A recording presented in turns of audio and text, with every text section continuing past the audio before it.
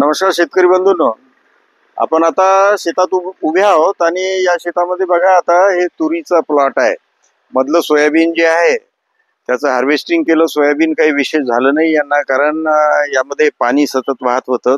बेडवर असल्यामुळं तूर थोडीशी बऱ्यापैकी आहे आणि तुरीची ही जी व्हेरायटी आहे ही आता फ्लावरिंग मध्ये आहे, फुलं दिसत आहेत.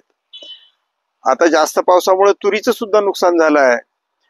तुरीवर पिवळेपणा आहे, तुरीला आता कळ्या फुलं लागत आहेत. आता ही वेळ आहे तुरीवर फवारणी घ्यायची. आता या तुरीवर आपण जर फवारणी घेतली, या फवारणीमध्ये आपल्याला ही जी फुलं आहेत ही बघा, ह्या कळ्या कमजोर आहेत.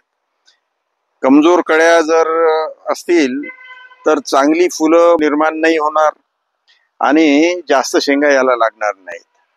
म्हणून फुलं जास्त येण्यासाठी, चांगली येण्यासाठी या तुरीवर एक फोली बुस्टरची आपल्याला फवारणी घ्यावी लागेल.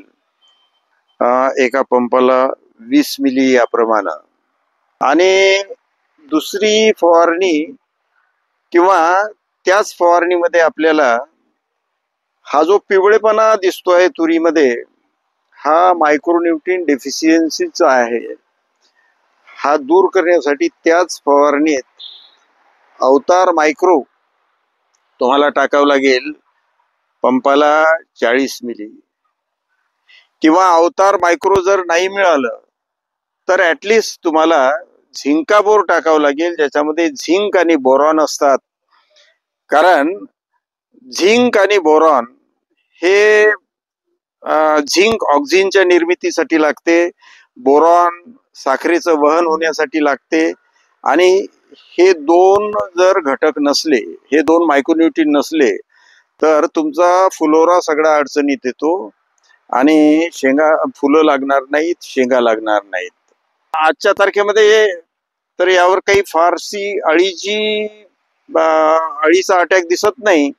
पाने गुंडाळणारी अळी काही ठिकाणी दिसली, परंतु एक प्रिव्हेंटिव्ह म्हणून आपल्याला, पुढे दिवाळीची अमावस्या आहे, प्रिव्हेंटिव्ह म्हणून आपल्याला अळीचं औषध याच्यामध्ये टाकावं लागेल. टार्गेट पंपाला 20 मिली, म्हणजे त्याच फवारणीत आपल्याला टार्गेट घेता येईल. त्याने अळीचा बंदोबस्त होईल. फॉलीबुस्टरमुळं मजबूत फुलं लागतील. अवतार मायक्रो किंवा झिंकाबोर मधून मायक्रोन्यूट्रिएंटची डेफिशियन्सी दूर होईल आणि या प्लॉटमध्ये आपल्याला थोडंसं उत्पन्न घेण्याच्या दृष्टीनं मदत होईल.